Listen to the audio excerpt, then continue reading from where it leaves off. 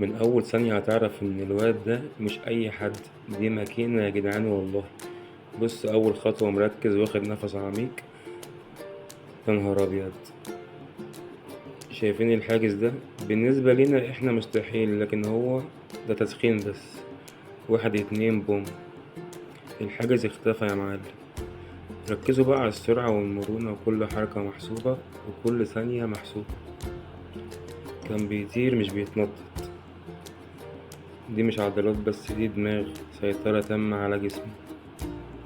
ياه سلام بقى على النطة دي. أوسخ الناس من يكره القرآن.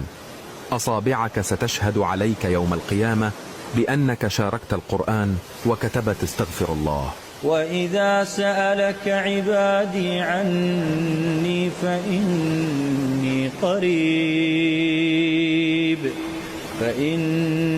قريب أجيب دعوة الداع إذا دعان